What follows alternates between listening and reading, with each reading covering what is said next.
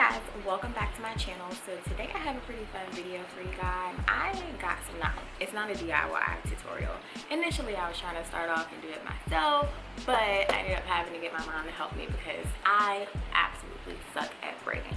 But I still wanted to record what she did just because it's such a simple process. So if you actually can braid, which again I cannot braid, if you actually can braid, you should be able to do this yourself with the tutorial that I'm about to show you guys. So you only need a few things. You need braiding hair, you need some type of pomade or beeswax. I will add a picture of the pomade and beeswax that I used for this tutorial and the weave that I chose. Kanekalon is so hard to work with, so if you can get a different braiding hair, get one. But I initially got the Expressions brand, and then I ended up switching the brand, and that brand worked out better for me, so I'll try to link that one below. And then you are going to need 22-inch body wave braiding hair. This is actually crochet hair, so yeah, that's if you want these ends. These ends are super optional. It probably added an extra hour and 30 minutes to the whole braiding process, but I'm extra, so I had to have it. Yeah, so if you guys want to see how I achieved these knotless braids. Hey guys, so I'm starting off by separating the hair that I use. Again, I'm going to leave the brand that I use below because I am away from my house, so I don't know what brand I use while I'm recording this, but I will definitely recommend the brand that I chose just because the Expressions brand was just, to me, super knotty. Maybe it works for some people, but it did not work for me. I'm actually pulling these out in thicker pieces than what I need, but for me it was just kind of easier to separate them after I had already separated them and given them to my mom, so I wouldn't have to keep going up and getting more like smaller pieces. You definitely want to have small pieces. A super important part of this knotless braids is the parting. Your parting has to be A1. Mine was not necessarily perfect, but it did the job. I just wanted these for a quick vacation. Something that's super important too is when you are parting, you want to make sure that you part directly over the last braid that you did. So you don't want to have a part going straight down your head, if that makes sense, just because you want the braid to fall every other way. Otherwise your hair will look super gappy.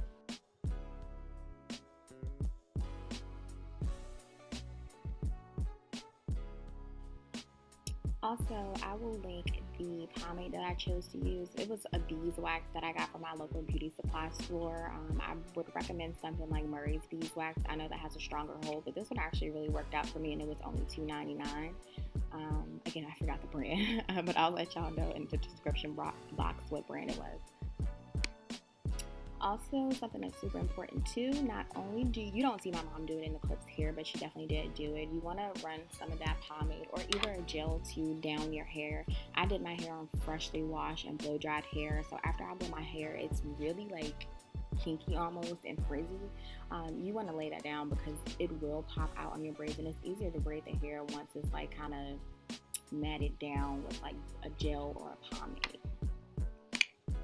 You can see here, the key to the knotless braids is to start off with a braid with your actual hair. Braid down a little bit. You don't have to braid down as far as my mom did, but then she went in with a really small piece of braiding hair, put it on top on the far left and far right braid, and kind of worked it in as if she never did anything and just continued braiding. That's the key to blending it in. There are other methods to do this, but this is the one that worked out for me. If you could do it from the back, meaning not from the front like my mom did, that would probably be great as well. It blends a lot easier.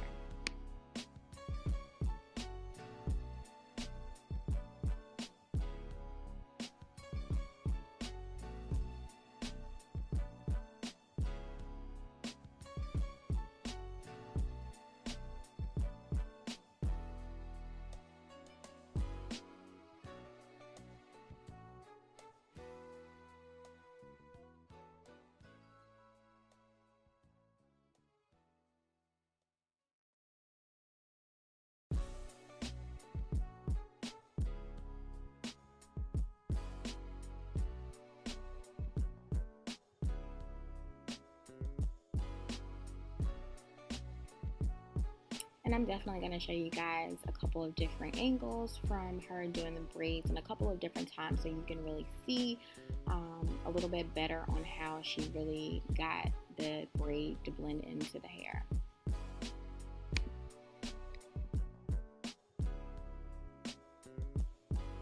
So again, just starting off with a normal braid. You do not have to braid to the scalp at all. You don't want to braid to the scalp at all, actually. You're just starting off with a normal plait, I would say.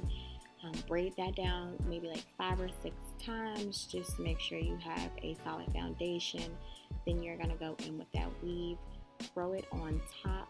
You see how she has it on the right, outer right, and then the outermost left braid, and she just continues braiding it down. And you can use about 2 or 3 pieces, it's your choice. I wanted my braids to be thinner. I know a lot of people use 3, so I only use 2 pieces of additional braiding here. So you want to braid that down, and then you see me passing her another piece of braid that down as well.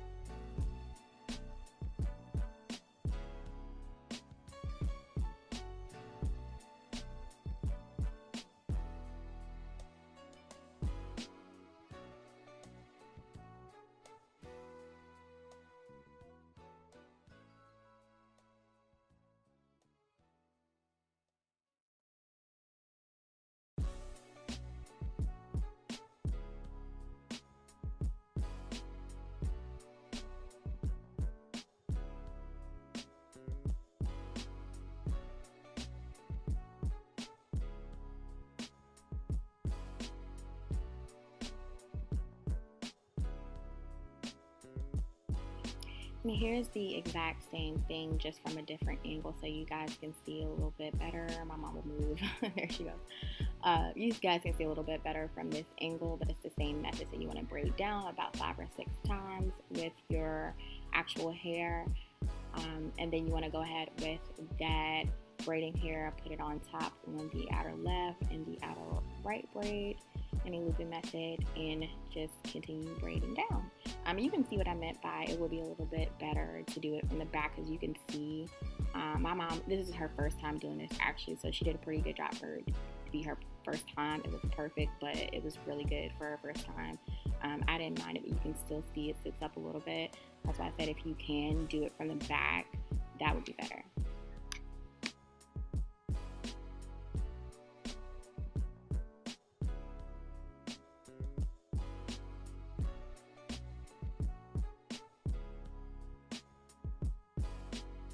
Also, I know some people might have shorter hair too. You don't have to braid down 5 or 6 times. I just did that because I have longer hair. But if you want to do like 2-3 times, as long as you get a good strong foundation for the braid going, then you should be good to go.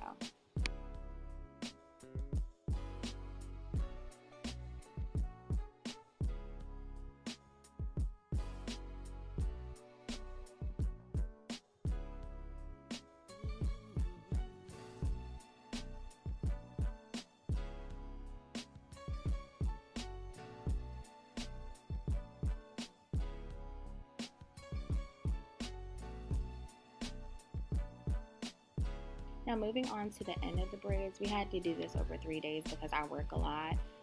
We did the ends separately, so we did it after we got the foundation for all the braids, but it's literally the exact same thing. You're adding in the hair. We only use 1 piece, and you braid that down as well, and we are gonna put it in hot water so that way it's matted and the braid doesn't come loose.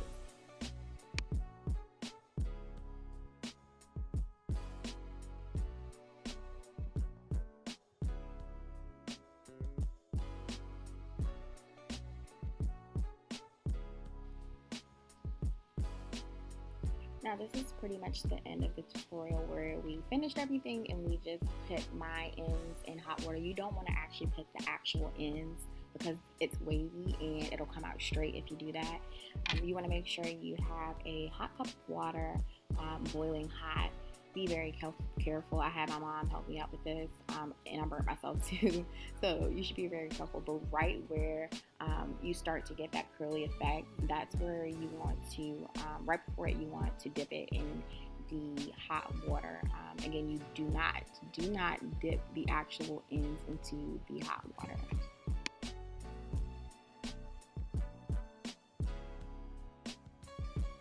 We ended up dipping it twice just to be extra sure. I only dipped it for maybe about like 10 to 15 seconds, but we did it twice just to be extra sure that the ends wouldn't come loose. I had it for about 4 or 5 days now and they still look good. I didn't have any of them come loose yet.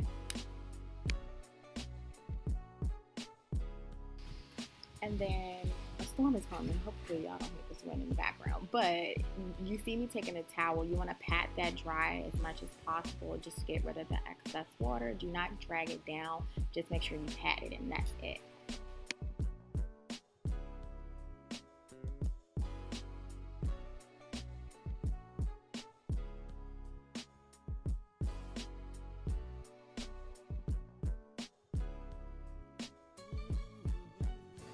This is what they turned out to be. I absolutely love them. Again, this was my mom's first time. She did a really amazing job. I absolutely love them. I hope you guys enjoyed the tutorial. Please leave comments and questions below and let me know if there's anything that I can help out with. But thank you for watching.